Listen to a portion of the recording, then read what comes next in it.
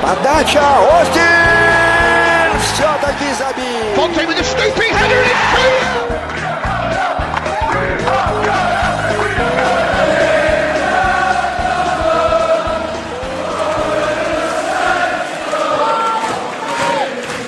Hello and welcome to another episode of the Southampton Delivery Podcast, a podcast dedicated to the Southampton Football Club and all of the SFC fans.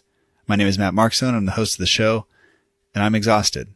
But besides that, thank you for joining us. Thank you for taking the time to make the show part of your day. I hope that you enjoy it. Part of the reason I am so exhausted is, as you may or may not know, I am a Houston Astros fan, and for just the second time in my adult life, they have made the World Series. They got their first ever World Series win. They've won their first ever World Series game this year, and they're doing it against the Dodgers, which is where I live. That is the hometown team, even though we live about 3 hours away. So to have that all going on, the games have been ridiculous, late, long. Last night's game was about 5 hours-ish, Sunday night's game, I should say. And we recorded this podcast late on Sunday, about midnight, UK time, which basically bled directly into the start of the World Series game. And it didn't look like it was going well. And then it turned into this late inning long affair, and, follow that up tonight, Monday night, the night that I normally, kind of polish all this off well before I go to sleep. But, I was a guest on another podcast, and then that flowed kind of directly into, the Houston Dynamo, which is the American soccer team that I support, the American football team that I support. They were in a playoff match that, went 93 minutes and had 0 goals. So, all good things, but I am fairly tired that I left this a bit later than I would like. But unlike something that maybe we would have done where I didn't just hold out for a draw, I actually went for it and I got it done. And I think we are going to have a good episode. I think we have a good episode. I think you will enjoy it. But of course I would say that, but I'm going to stand by that. So, anyway, thank you so much for taking the time to join the show today. Once again, I hope that you enjoy it, and I do appreciate you listening. And on today's show, we're going to talk with the We Are Southampton page. We're talk with Matt, who runs the page. You hear me talk about him in the page every single week. He is the guy who did the logo for the show. And he's been kind of a source of support, of encouragement, from the very beginning, and has been happy to help out whenever he can. And it was a pleasure to be able to talk to him again on the show.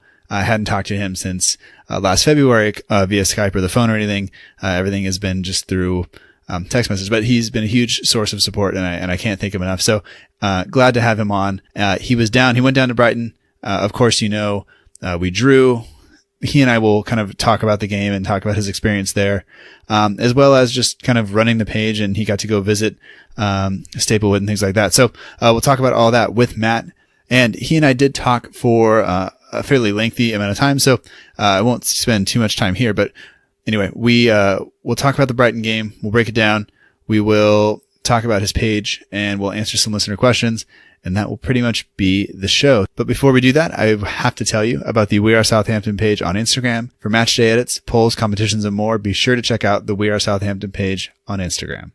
And now, for more from Matt and the We Are Southampton page, here's my conversation with Matt.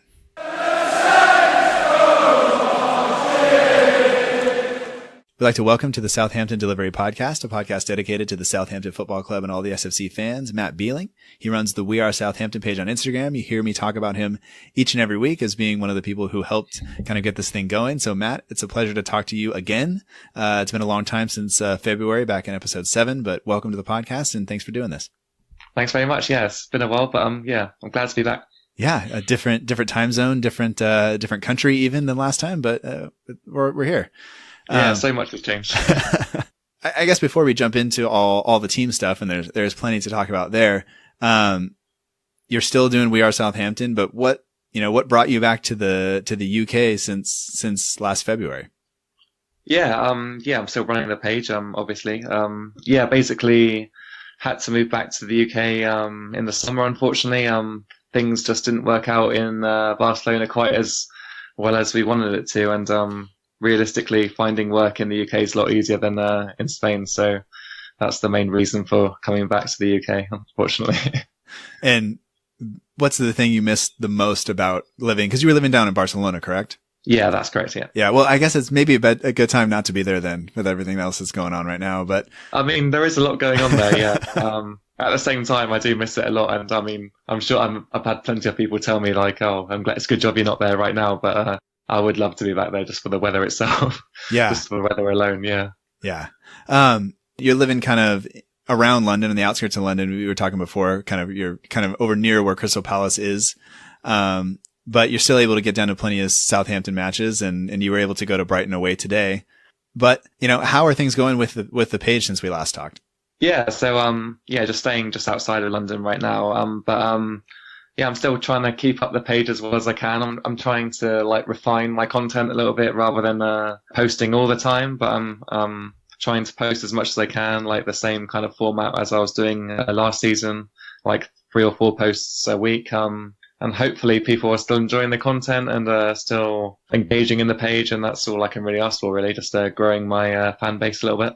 Yeah, absolutely. I mean, you're one of the few people that I have the post notifications turned on for. So every time you post something, I get it and I'm like, I can go look, and awesome. I like that. So, hopefully other people do that too. And I shouldn't talk about this, but, I won that phone case a couple years ago, and it's like, it's forced me to not get a new phone. Like I still use it, but if when we were getting like looking like Virgil was going to go over the summer, I was like, well, if he goes, I'm getting rid of this thing. Like I'm never looking at it again. But yeah, I mean, you can't have Fonte and Van Dijk on there, can you? Yeah. But I don't know. Like I said, the kids always ask about it at school, so it's fun. So that's awesome. But I guess now that you're back in Southampton, or in London, but near Southampton, you were able to get down to Staplewood. You were invited to go to Staplewood earlier this week, and how did they approach you about that, first of all? Yeah, it was kind of random, actually. I got like an email the weekend before the Wednesday that we were invited, and they were basically just asked whether I wanted to attend a secret like a media day. That's all I really knew at the time, and they asked me whether I was available at a certain time, and I obviously said yes, and that's where it started, really. And then I just went down on the Wednesday, and had an amazing day. And because I mean, we've seen Staplewood. We see the training ground videos. We see some of the stuff when the guys are in like eating, like early on in their preseason stuff and things like that. And then even there have been a couple of interviews where Joe Prince Wright, one of the guys who covers Southampton for NBC here in the States, he's gone in and done like a media thing with Oriol Romeu, and then they kind of walked around the ground. So like I kind of have an idea of what it was pieced together, but is it kind of what you imagined it would be in terms of a training facility? To be honest, it was like a whole lot more than I expected. I mean, I knew that Southampton had great facilities in general, but the training ground is like something else. Like the whole facility itself is just unbelievable, the size of it, and like everything's like so, upper echelon. Like I mean, I can't imagine there are many Premier League teams that have better facilities than Southampton do. Really? Yeah, like it was crazy. Like. So they have like 5 full-size pitches. They have an indoor dome, which is like pumped with air like 24/7. And the actual base itself, like the building with the changing rooms, things like just unbelievable, everything. It was crazy. Yeah, and I know you guys were there, it looked like, at least in the afternoon, probably later afternoon, just judging by kind of what it looked like on the sun and all that stuff. But like any of the players or any of the staff around, was Hugo there? That's a question I want. Yeah, so it was like 4 p.m. when we were invited down, and actually, most of our tour around the inside of the building was done by Hugo. So it was like amazing to meet him and listen to like his descriptions of things. It was pretty cool. Somebody in one of the group chats that I was in at one point like added him, and he's just like, "What are you guys doing? Like, why? I'm not staying here. Just like, thanks, hi, see you later, bye." So it's always he's fantastic. So that's awesome. Yeah, he seems like such a nice guy, and everything he was saying was like, it just seemed like so genuine, and like how he like could refer to the players on like a really personal like level. Like it was really cool to hear. Yeah. I have to imagine like the things that he has to know about the players to get his job done have to be far and above like what I would even want to know about the players. Like I just want to know like, oh, Redmond's really good at FIFA or whatever. Like that's fine. But like, I don't want to know anything else. Like too much, and then it kind of ruins the, the shine on him, I guess. But, for you, what was the most interesting aspect of that tour? It's difficult to put to say like one thing. I think just the pure scale of the training ground was like so much bigger than I'd had in my mind. And, they have like 2 full-size training pitches just for the first team players. And the facilities inside the actual facility itself, like the gym, the medical center, it was just like so much better than I could have imagined. And like, no wonder, like, you know, they get the results out of the younger players as they do, because like the facilities are probably the best in the country. Did you guys get to walk by the black box? Did you get to go in the black box? They just say, this is the black box, keep moving? Actually, they gave us quite a lot of time in the black box, to be fair. They showed us where it was and they invited us in. Actually, even showed us how it works, like gave us some examples of players they had scouted previously through the black box. So yeah, we got a lot more than I expected from the black box, and actually got a couple of insights which I don't know if I'm allowed to share them, but I don't know. We'll see. I guess. Don't share them. Don't share them. I want you to be able to go back at some point if they. Yeah, that is true. I mean, it was interesting, that's for sure. Although I doubt anybody from the club is actually listening to this, but you know, so maybe it would be safe anyway. But we won't do it. If they are, then you know, yeah. I'll keep things quiet. Yeah. But I guess moving away from the training facility and towards St. Mary's, are you now a season ticket holder? I am. Yeah, this is my first season as a season ticket holder. So yeah, it's pretty cool. And what stand are you sitting in? And did you look at any other stands before you chose the area that you're sitting in now? So when I went to games last season, the few that I went to when I was back from Spain, we always used to sit in the same place, like in the itching stand directly next to the away fans, pretty much, like on the barrier. Yeah. That's just where I've always sat, like whether it was with my family or whether it was with my friends, I always used to sit in the same place. So logically, it just made sense to get a season ticket there. So that's what I did, really. Yeah. Do you enjoy sitting that close to the away fans? I mean, it's got its like pros and cons. In general, I really like sitting there because when you're winning, it's great to, like, you know, give the away fans some stick. But obviously, when the away fans have a better day out than you do, it's not so fun. But that hasn't happened too much this season yet, so I can't be too upset. Right. And then you were able to get to Brighton away today. I think we mentioned that a little bit earlier, but is the away day experience a lot different than the home experience? And then I guess which one do you prefer? Yeah, for me, the away day experience is very, very different from a home match experience. And yeah, I definitely prefer an away day experience, actually, because the atmosphere is just amplified. I mean, our fans are pretty good at home, but compared to an away following, it's not comparable. Like, our away fans are so much more dedicated. They sing the whole way through the match. It's just a much more pleasurable experience than the crowd at St. Mary's sometimes can be a little bit half and half. Yeah, a little bit toxic sometimes, I think. Yeah, definitely. Yeah.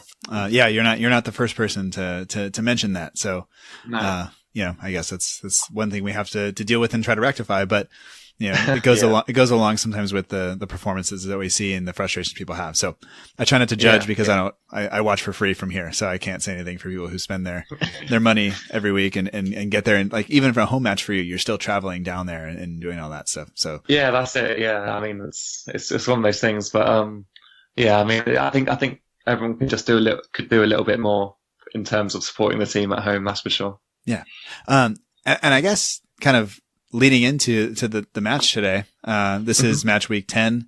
We went away to Brighton. This is, people on TV at least were saying it was a derby. I don't think it is. I think it's a little bit further away. I think everybody knows that our rival, our only derby is Portsmouth, and that's it. But you know, whatever they have to do to justify putting it on the TV for us fans here and in the UK as well, so be it. So when you saw the lineups come out, I guess, were you at all surprised on any of the personnel that were used? Well, I thought there were a couple of big surprises that made the starting 11. I'm surprised that Wesley Hoot, I don't even know how you say his name, to be fair. I think it's I'm fine. surprised that I'm surprised Yoshida was dropped from the team, and also I was surprised Ward-Prowse came in maybe rather than someone like Højbjerg instead, maybe. But all in all, I wasn't overly surprised at the changes made. Just maybe the personnel that came into the team were a bit different to what I would have expected. Yeah. Obviously, Lamina was injured, so we had to bring in somebody there. And I think we've seen Davis enough in that holding role alongside Romeu to think that he would be the guy that would drop back there, even though I think a lot of people would rather him play further forward. It seems like either people want him playing further forward or they want him out of the lineup. And I think, you know, all things kind of considered, kind of just assumed he was going to be playing there, and he was. But I was also surprised that Ward-Prowse came in. I kind of thought it was going to be Tadic, Buffal, and Redmond playing, and either Buffal or Tadic in the middle, and then Redmond and the other outside, out wide, but or possibly even Long, because he'd been played there before. But you know, with Austin, I guess, being injured, it meant we weren't going to play two up top, because you only have two strikers, and if something happens, then you're kind of in trouble. But I don't know, I was a little surprised, but not terribly surprised. And then maybe it was a little harsh on Yoshida not to have him there. But I think that center back partnership of Van Dijk and Hoot is probably our best, even though Yoshida has been, you know, fantastic for the most part. Yeah, I mean, yeah, on paper, I mean, it's our starting, like, they should be our starting centre backs. So I didn't really see, I didn't see why. I mean, that wasn't the issue going into this game as a centre back pairing. So I was surprised that he came in, but yeah, I mean, it was a bold move, and I guess it sort of worked. Yeah, I mean, Van Dijk and Hoyt looked fine. Yeah. There was that one issue that we'll come to with their goal, where, you know, maybe something has to be done so Cedric is not trying to mark their striker on his own. But hey, you know, we'll get to that. And then, did you think, I guess, that Buffal deserved a start after his performance, not just last week with the goal, but even the past few weeks? It seems like, for me, watching Buffal last year, he was kind of weak. He got pushed off the ball. It was a lot of kind of fancy stuff, but really nothing else. And this year, he seems to maybe have rectified that a little bit. He seems a little stronger. He's tracking back a little bit more. I guess, from your perspective, do you think he deserved to get the start today, or would you have maybe kept him out and left him on to bring him on kind of as some sort of impact sub? Yeah, I mean, there are arguments for and against starting him today. I mean, his goal last weekend was amazing. I was there in the stadium, and like seeing him run from inside his own half and score a goal like that was like unbelievable. In terms of justifying him starting, I think he did deserve to start after his previous performances, but the way he celebrated perhaps last week in front of the manager maybe didn't do himself too many favours doing that. But yeah, I think he did justify a start. Whether he made the most of it, you could probably argue maybe not. Yeah.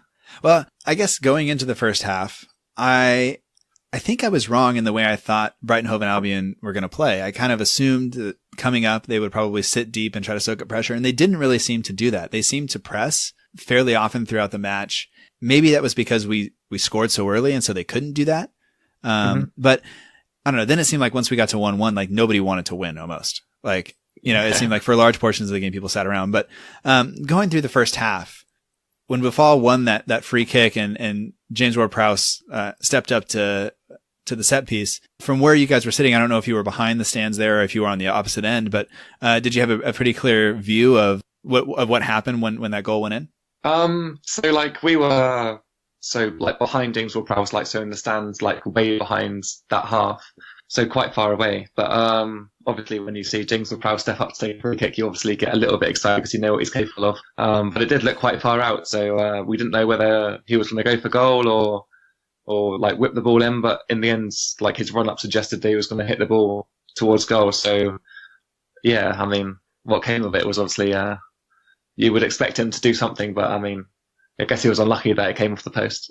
Yeah. But, you know, we get the goal from Davis off of it. And I think somebody tweeted that it was the first headed goal that Davis had in like 12 years. Yeah, I saw that stat actually. Which is ridiculous. But when the camera panned out for us and I saw kind of where it was definitely further out than what they were practicing, you know, on the video they released, I think Thursday or Friday. Because everybody was kind of stepping up, hitting it over the thing. Van Dijk hit that one. Ward-Prowse and Redmond hit a couple. And it's like, oh, that's too far. Like, you know, this is not, you know, then he hits it and it's like, oh man. And then it just came back off the post, and the keeper had no chance. He wasn't getting there if that ball's going in. And then, so he's unlucky not to get the goal, but we go ahead. And I felt up until that point that we were kind of on top. And then maybe after that, we kind of just slowly slid back and just allowed Brighton to come on to us. Is that kind of what the feeling was from you guys in the stadium? Yeah, I mean, after we scored, I mean, I may be very wrong with these stats, but I mean, I can't remember us having like another shot on target the remainder of the first half. I mean, I don't even think we had a shot on target in the second half, but yeah, from then on, it just seems like we were quite content to sit back and rely on that one goal and just see if we could maybe break Brighton down on the break, or just like rely on them making a mistake to see out the game rather than take the initiative and try and see out the game ourselves. Put another goal in and just see out the game, but it didn't go that way. No. And throughout the rest of the first half, we only had 2 shots total, only one on target. And so we didn't really do anything after that. And it definitely seemed like Brighton was coming on to us. They had more possession, and they didn't really create any clear chances up through like 40 minutes, but it was definitely clear that there were some moments of panic from us where we were just scrambling to get the ball away. And then, Gabbiadini comes into the TV picture for the first time in, 15 minutes. And then the ball's kind of back in down on our end and we're defending. But yeah, it was kind of frustrating, like you said, from my perspective, because if we just go out and we continue to play like we played the first 10 minutes, then I think we get another goal at some point. But if we allow them to kind of hang around and give them opportunities to come on to us, it only takes one kind of moment of not being in line, and we saw it in the second half where we're not necessarily as defensively solid as we should be. There's one mistake and then they equalize, and now instead of having 3 points against a team that is newly promoted, now you're fighting just to get one, and that's not necessarily I think what we want or what we expect maybe from the squad. Yeah, exactly. I mean, most people, when they come up against newly promoted teams from the Championship, you would expect, not necessarily to get 3 points, but at least to play well against that team. And we did play relatively well in the first 15, 20 minutes, but after that, we really let them come back into the game. And if anything, we were lucky to get a point in the end. Going into halftime, was there one player on our squad who you could kind of point out that was having like a relatively good performance out there, that was maybe doing things like, was Gabbiadini making runs and then we were just not hitting him, or was there anything going on in the midfield that maybe I didn't see because I was watching on television and I'm getting, following the ball instead of being able to kind of see the whole pitch? I would say, like, as per usual, like Van Dijk had a very solid game. Like he just cleared everything that was remotely dangerous. And I think having Hood next to him, like it did make a big difference. He seemed very comfortable on the ball, and he obviously runs out from defending the ball, and he probably was our most solid player in the first half. I mean, Gabbiadini did make runs, but ultimately, nobody found him, and most of those runs were in vain. So, he might have been playing well, but it's very difficult to tell when he's not getting the ball to his feet. So, yeah. And I guess for me, I kind of thought that Gabbiadini was making good runs. And when you compare kind of how we were set up, whereas it's him against their 2 center backs and then, Murray against our 2 center backs, I think that our center backs are better than theirs. And I would think that our striker is better than theirs. I would, if I'm picking a team, I'm definitely going to take our 3 versus their 3. But somehow Murray winds up with a goal and Gabbiadini doesn't. And that to me signals that there's something else wrong in terms of how we're playing. Are we not, like, we're obviously not getting Gabbiadini the service he needs, and why or where on the pitch are we failing to do that? Does that make sense? Yeah, definitely. I mean, I think that's been a problem all season, finding the right service for Gabbiadini, and obviously he was dropped for a couple of games, like 3 or 4 games earlier in the season, and I don't think it's his fault that he's not getting chances. I think he does deserve better service than he's getting, and he's not the kind of striker that's going to manufacture things for himself. Although he did do that against Newcastle a couple of weeks ago, but he shouldn't have to, manufacture those chances. You should be getting decent service, which is, like a necessity in the Premier League. Yeah. And I think we've talked before on here about the idea that we want to score goals from open play, obviously, but the ones that we have, and when we're happy when we have players like Gabbiadini or Boufal who do that, who can recognize that we need this right now. We need to just do this. I need to do this on my own. And here we go. And that's fine, but you can't always rely on that. You can't always rely on somebody being able to do that. And we don't really have very many goals this season where you can look at it and say, like, that was truly a team goal. It doesn't matter who scored it because we put it together. It was built from the back and it was all this stuff.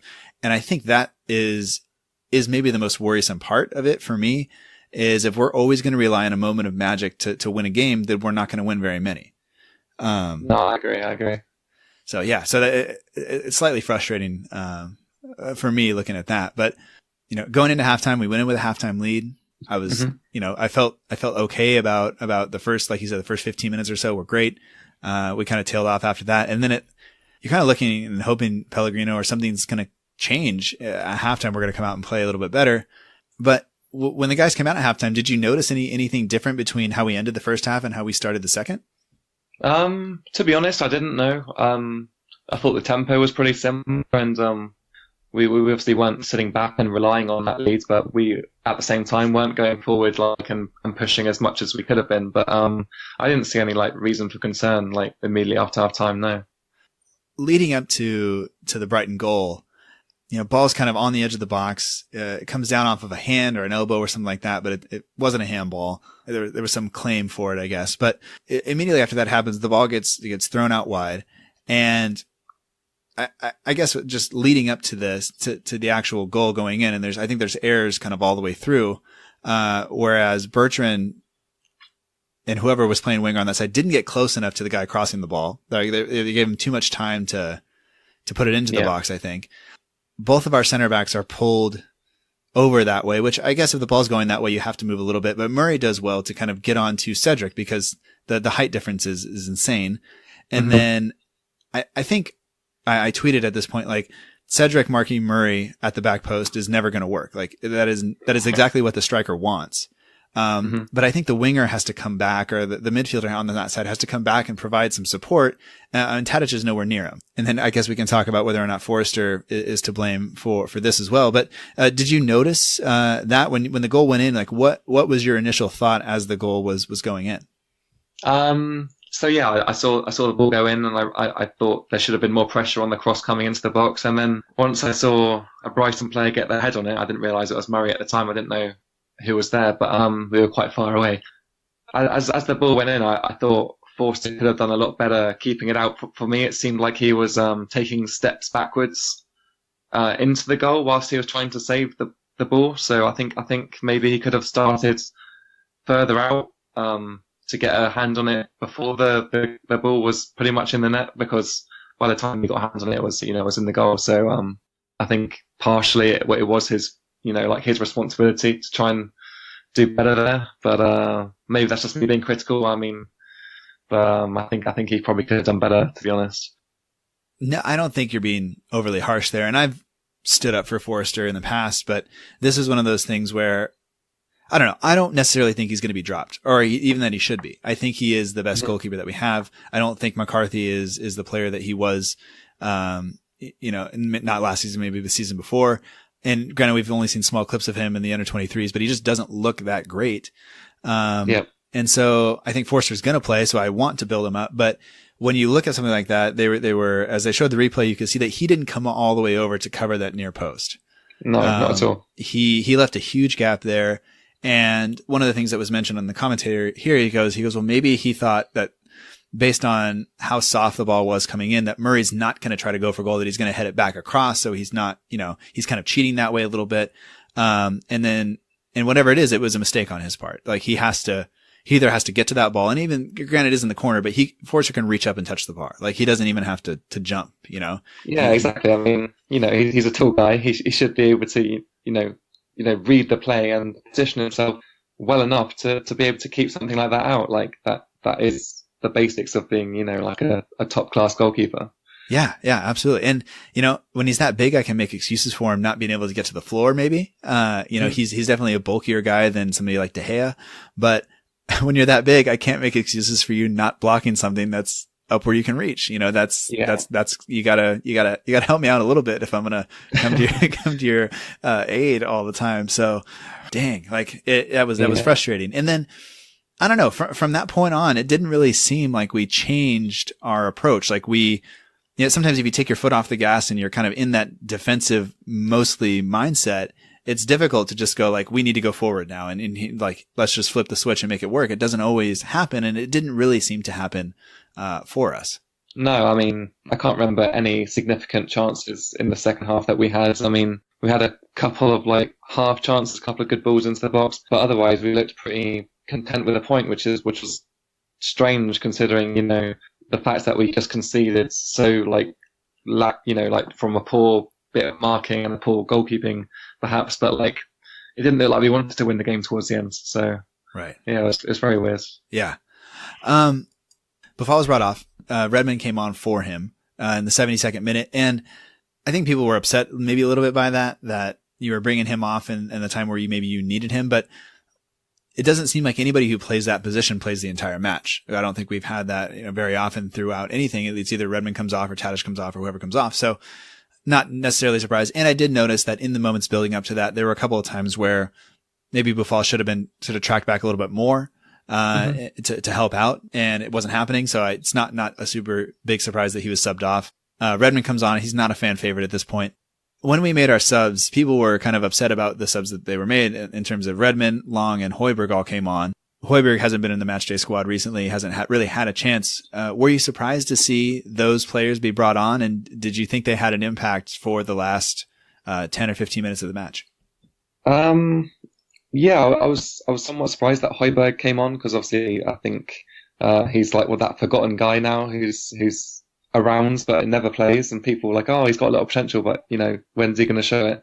So I was surprised to see him come on, and it was nice to see him come on actually. And I think he had the biggest impact of all the players that came on, because Redmond came on, didn't really improve on what Buffal was doing, and Shane Long was, pretty much as ineffective as you can be. Like I don't think he touched the ball that much, had no chances, didn't run in behinds, didn't have any shots, didn't make anything happen. So I guess Højbjerg had the biggest impact, but at the same time, that's not saying much, because none of them were overly effective when they came on. Right. There were a couple of times where Højbjerg got, he took the ball off somebody in midfield and made a run forward, but then basically it was just mugged by like three Brighton players, and there was nothing happening around him to be able to get rid of the ball. And that is something that I noticed later on in the game, is we had a couple instances where Van Dijk brought the ball forward, or Hoyt brought the ball forward, or even Højbjerg, and the players around them the movement wasn't there.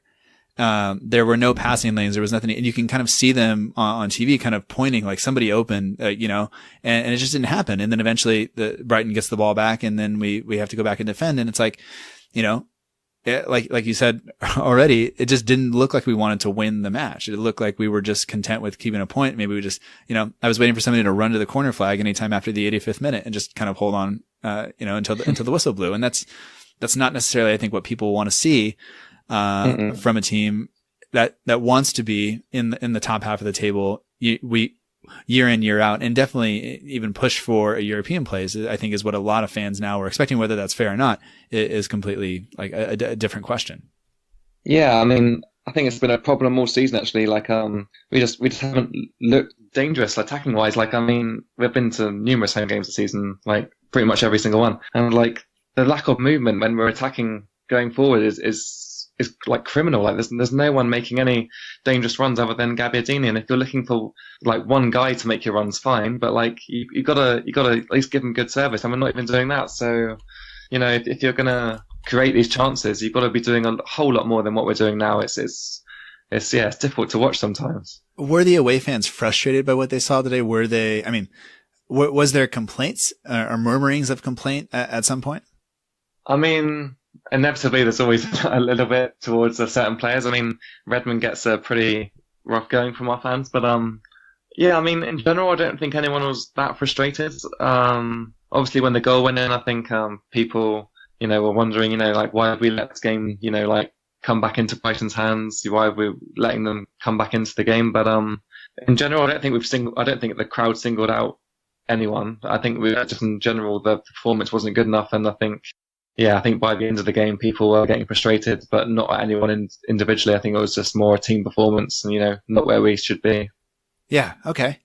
Anything else on the match that maybe we didn't talk about before we move on to some of the questions we got from some listeners? I'm just trying to think, actually. The second half in general was just very, very poor from it just looked directionless. We didn't look like we knew what we wanted from the game. Didn't look like we knew if we were sticking or twisting. Just very content to, take a point, which is concerning considering Brighton are, one of those teams that you should be beating, considering they've just been promoted, like their team is considerably weaker than ours. And we looked a little bit scared towards the end because, their fans were coming into it towards the end, and they were more likely to get the winner than we were. So I think maybe the team needs to show some character once you are 1-0 up. Just like keep doing what you're doing. Don't sit back. I don't know if that's a manager's decision just to be content with the lead, but I think we went about going 1-0 up completely wrong today, and it cost us in the end. Like on a scale of like Mourinho to Pep, we're definitely leaning much more towards the Mourinho. We really are. Like, it's not a good place to be. That that's not necessarily a tactic that our fans want. And if there was any question about that, I think last year answers it for you. Eighth in a cup final, but you play generally unattractive football. We're not interested.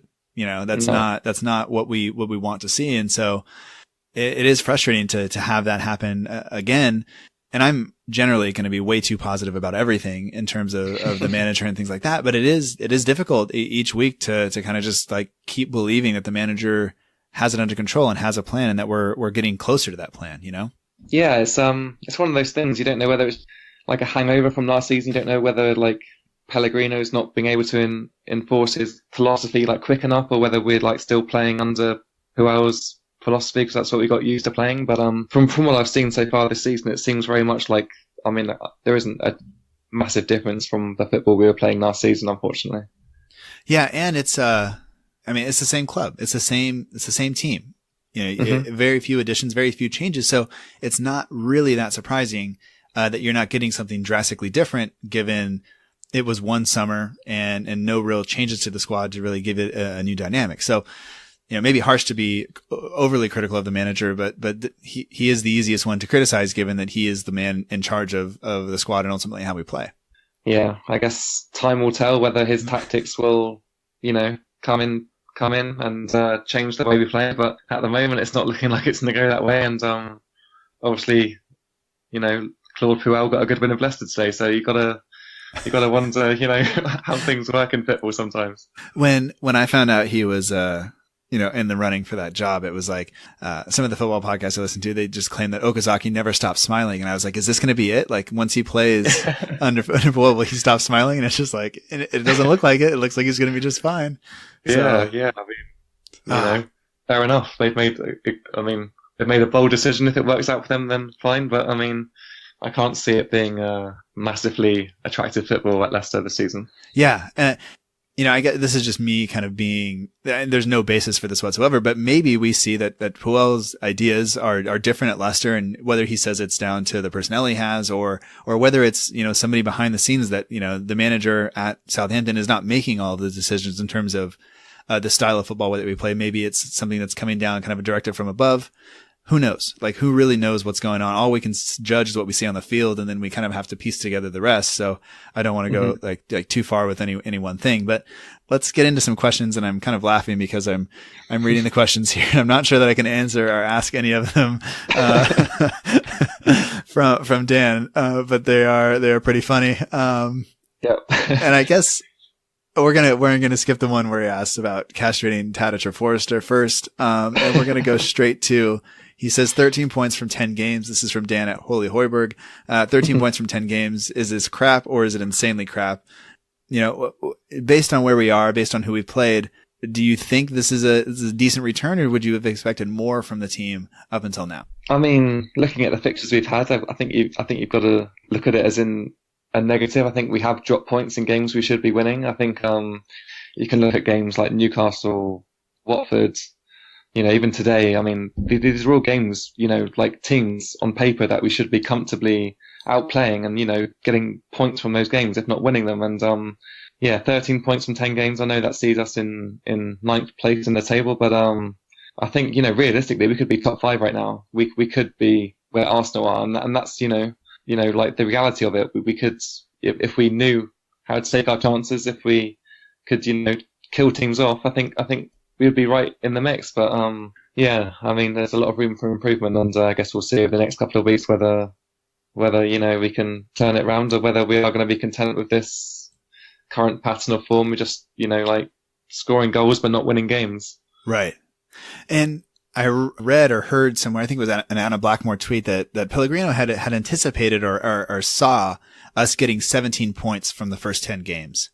And if that happens, that right now, based on everything, puts us in sixth place ahead of Liverpool and Watford, just behind Arsenal. Yeah. And that is something that would be fantastic. I mean, that would just be so great to do. And obviously it doesn't matter because it didn't happen, but even today, just with a win today, that would have put us up to 15th. And based on goal difference, it would have put us ahead of Watford, and we'd be sitting in 7th place. And I think at that point, we kind of have to look at it and go like, hey, that's not that bad. But already now, when you start going down the table, we're not, we're one more loss away from being down in 15th or 16th. And so that bottom end of the table, just like last year, is going to wind up being so compact. It looks like some of those relegation teams, including Everton, might fall away from us fairly quickly. But the rest of it, there doesn't look like there's going to be a huge amount of separation between, say, 15th and 8th this year. Yeah, no, not at all. Like the teams below us are teams you would fancy us to beat in most games, but it's really not been that way this season at the moment. And if we don't start picking up points against those teams, we're going to be in real trouble. I know saying a lot because, there are a lot worse teams than us in the Premier League, but, all it takes is a couple of bad results and you're right down there. And, we're not far off that right now. And we're going to be going into a run of fixtures here in late November, early December that are going to be just brutal on us in terms of the teams we play and the schedule and how fast they come. So we're really are flirting with disaster. And I don't like to say that, but I think that is true. I think based on the people we played, we would have expected to have way more points than we have now. But hopefully, maybe somebody actually pointed out that maybe the style of football that we've been playing lately, maybe that actually suits us playing a bigger team a little bit better, because we're going to be able, maybe we get a few more draws and not losses against some of those big teams the way we play. You just kind of have to hope, for that's true, but I'd rather just see us come out and beat the teams we're supposed to beat, and then, maybe get lucky against a big team or two and lose a couple, win a couple, and we'd be okay. Yeah. I mean, our December looks horrendous on paper. If we can pick up even 6 points during that month and we're playing, the best teams in the country, you've got to look at that as a positive, but we haven't played that well. And even, we did play okay against Man United earlier this year, or earlier this season, but, I think if we don't pick up a good amount of points in December, we're going to be in some trouble, especially looking at the teams that are below us, because they are teams that have potential to pick up points, especially the likes of Everton. If they start playing well, they will pick up points. So it is worrying looking at the fixtures ahead, because we have had games that we should be winning. Yeah. So our next question is from Christian Candler, and he says, is it a player thing or a manager thing that we can't seem to play a full 90 minutes? It is an interesting question, because I think having watched, pretty much every game this season and last season, it is something that has become pretty consistent in our play. We are letting teams, come back into a match where we should just be, quite comfortable seeing these games out. But whether it's the players or the manager, it's difficult to put a finger on. But it's something I think certain players, they do seem to get complacent in matches. There are players you can call out, maybe like Tadic, who aren't putting in a full shift for the whole match. Players that perhaps, maybe they're just lacking stamina, maybe they're not, quite as up for it as other teams are. Whether it's a manager thing, I'm not too sure, because we've obviously had a influx of different managers the last couple of seasons, but it's something that stayed pretty consistent in our play, and it's going to cost us points, and it's going to cost us a lot of points over a season. And if you can't change that way that we're playing, it's worrying. And you've got to be able to see out a win, see out a lead, and it's not something I ever feel confident that we're going to be able to do in a match. Yeah, I can't disagree with you at all on that. We have one more question, and there's a lot to it. But let me just read all of the comments, and then we'll do what we can with it. So, okay. This is from Caroline Emerson. It's at Soft Sally Saint on Twitter. And I think I have these in the right order. But we'll see. So it says, sadly, we seem to have lost our way since Koeman walked out on us and Mane and Pella were sold and not replaced properly. Should we blame the black box or Les Reed for wrong decisions made over the players and the manager since then? Have the players been affected more than we know by the upheaval since then, which might explain the apparent lack of confidence currently? All teams have peaks and troughs, some more than others, and as we seem to be in a trough, perhaps in time we'll start to peak again. Too many fans and clubs want to sack the managers too soon. Our manager needs time. The players need to adapt. Patience is called for. like a small child learning a skill. The parent encourages, and we as fans just need to support our players at St. Mary's at all times. So there's an absolute ton in there, a ton of questions, but let's just kind of go through it. So definitely since Koeman left, we have kind of fallen backwards a little bit. The football hasn't been nearly as attractive. We haven't finished as high. We haven't scored as many goals. Like kind of whatever metric you want to use, we probably haven't been as good. But does Les Reed or the Black Box, need some blame in terms of the players that we brought in or not having adequate replacements for players, and the manager?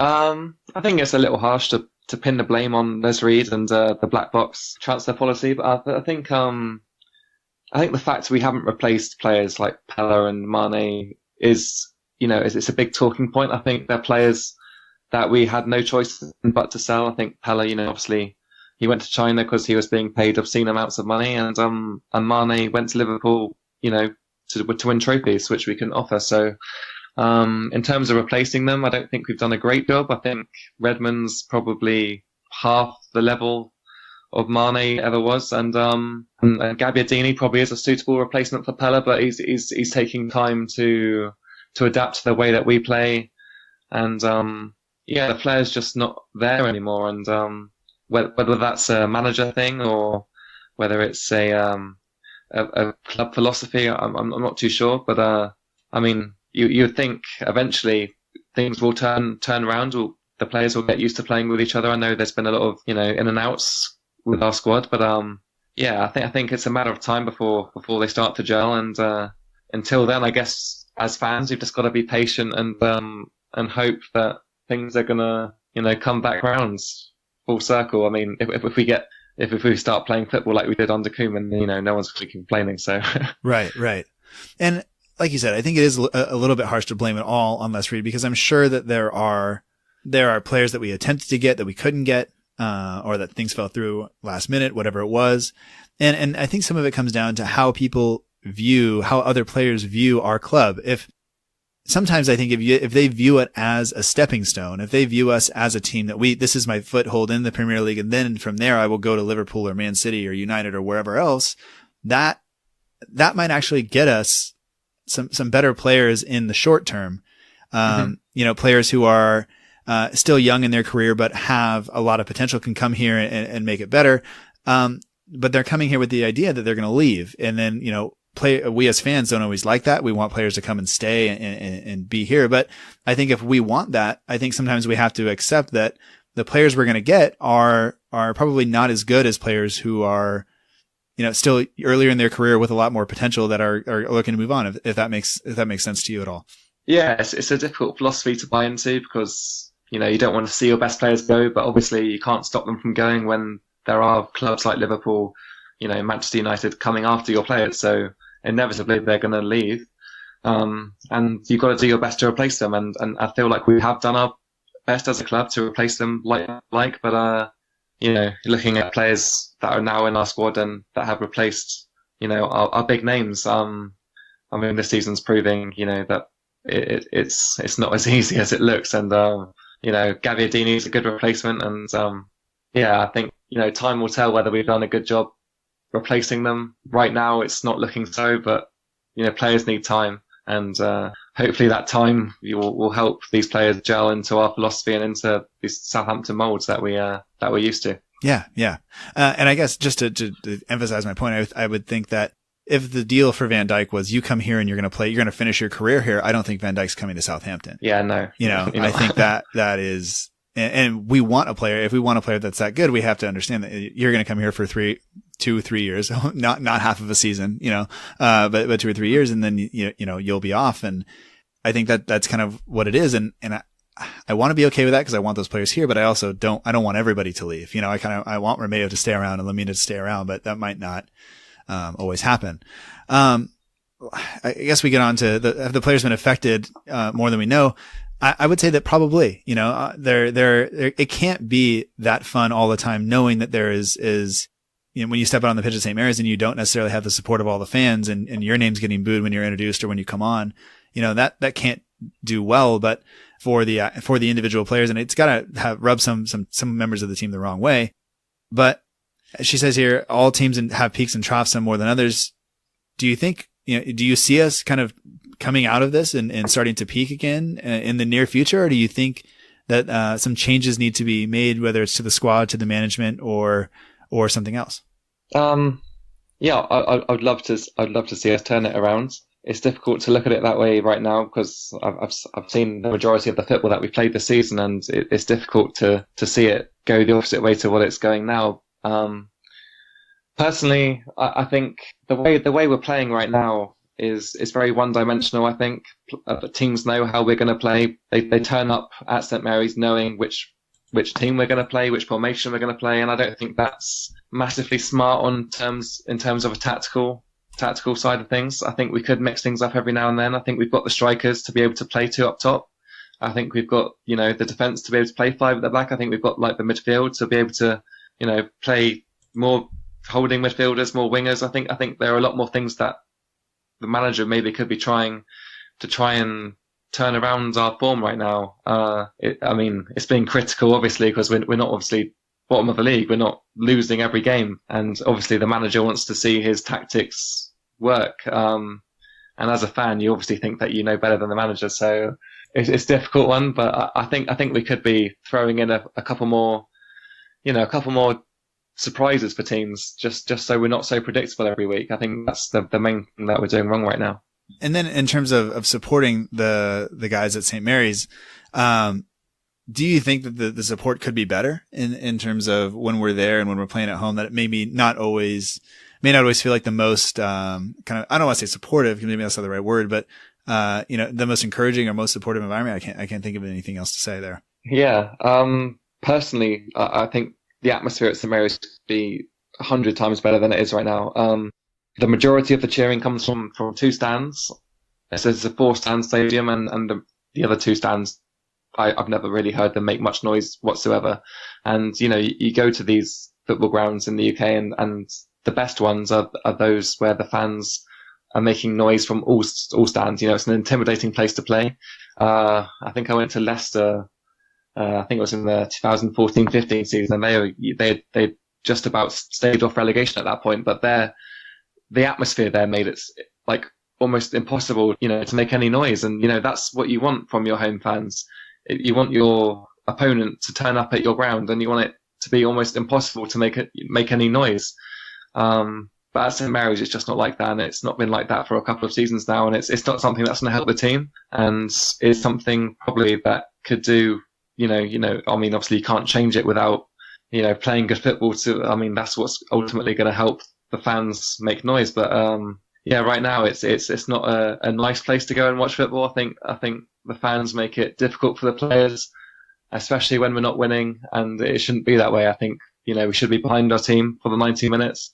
Regardless, that's what you turn up to watch football for. Absolutely. That does it for the questions. And then we went a little longer than anticipated, but I think it'll be okay. Mm-hmm. But is there anything else that you want to add that you had a point in your head that we didn't get to cover?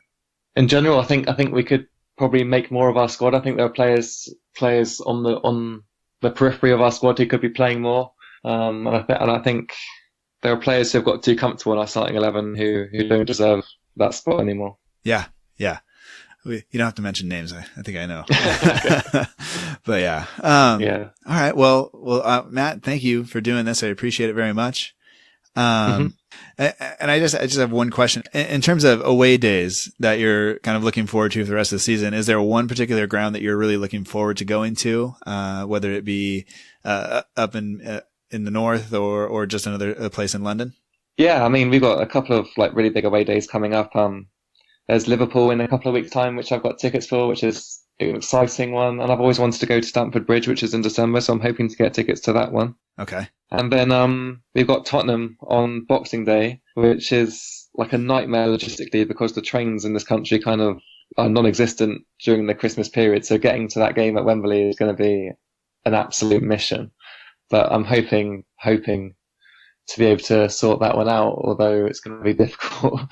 But I think I'd love to go to Bournemouth this season, but I think the tickets will sell out before it gets to my criteria, which is a shame, as the atmosphere always looks amazing there. But yeah, I think there are enough good away games coming up that I'm looking forward to, especially Anfield, as it's one of those stadiums you've just got to go to experience, I think. Right. All right. Well, that sounds good to me. And once again, I want to thank you for coming on the show. And, it's kind of nice to talk to you again. I talk about the page every single week, and, and I can't thank you enough for doing the logo and everything else. It's been great. So, thanks again for all that and for coming on and for being supportive and all that stuff as we kind of gone through almost 50 episodes of the show. Wow, that's crazy. Yeah, no worries whatsoever. Like I love coming on and talking about Southampton. It's rare you get to have a reasonable conversation with someone about football because the opinions get so clouded. But yeah, no, it's been great. So all right. Well, we'll talk to you soon, and thanks. Yeah, no worries whatsoever.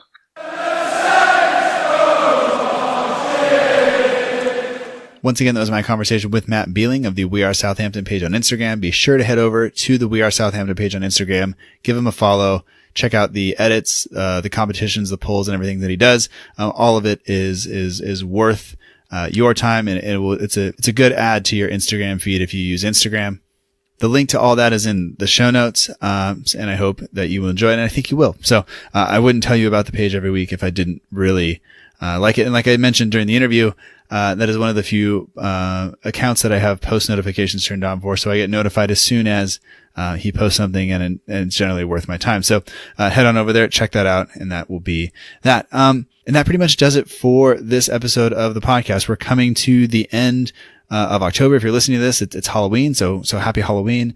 I realize it's the end, and by now maybe it's not Halloween anymore, but anyway, be safe. Don't do anything ridiculous. Although Halloween is kind of for that. So, I'm going to take my kids out and get them super hopped up on sugar, but I think that's what it's all about. So, anyway, they will have fun. I hope, I will have fun. My wife will have fun. Hopefully everybody has fun, and everybody's safe. So, that being said, as we come to the end of October and move into November, we have one more match before an international break. We have to play Burnley, who beat Newcastle earlier on Monday, which happened before I recorded this, obviously.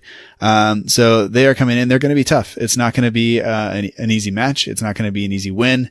But once again, it's another match that we would anticipate winning. They're going to be organized. They're going to be offer some threat on the offensive end too. So we're going to have to be up for it. We're going to have to be ready to play. Otherwise, we run the risk of going into this international break on kind of a downward kind of spiral. And that's not really what we want, to be dropping points against teams that we should be beating. And I think that, it's fair to be a little bit critical right now, to not be as optimistic. I think I try to be optimistic, but I think right now, I think we are questioning some things, and I think that's okay.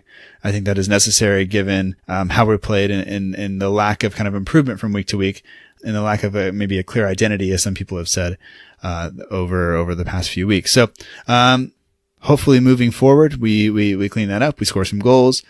We play some cohesive, flowing kind of football. And hopefully that is what we see from now on. But, all we can do is hope, because, we haven't seen it just yet. So, once again, I'd like to thank you for listening. Thank you to all the guests who sent in questions, and a reminder that you can send in questions each and every week. We always put up a tweet and a post on Facebook. You can simply comment under there. Use the hashtag SFCDel. That will get our attention. It'll show up on a list, and then we'll ask and answer the questions right on the show. So, don't ever hesitate to do that. You don't have to wait till the weekend to send in the questions. If you use the hashtag SFCDel, that will get that in. And you can follow us on Twitter and Facebook. On Twitter, we're at SFCDELL_IVERY. And we're also on Facebook at facebook.com/SFCDelivery. There is no underscore in the Facebook address, so follow along there. Stay up to date with what's going on with the show. That way you won't miss the questions. You won't miss the reminder that the episodes are out. And if you don't need to be reminded that the episodes are out, that's because you've already subscribed on iTunes, Stitcher, Acast, Google Play, Tunein Radio, or wherever else you get your podcast. That also includes SoundCloud or YouTube. So make sure you subscribe anywhere, wherever you get your podcast, to be sure that you do not miss the next episode. We will be back next week talking about the Burnley match and looking forward to the international break. And we'll have a special episode over the international break, as always. Once again, thank you to everybody for listening. Please, if you are enjoying the show, share the show with someone else. It's the best way to help spread the word about the show. Retweet the stuff, share it with a friend. And if you would leave a review on iTunes, that helps very, very much. So that's it for this episode. And until next time, remember that together we march on.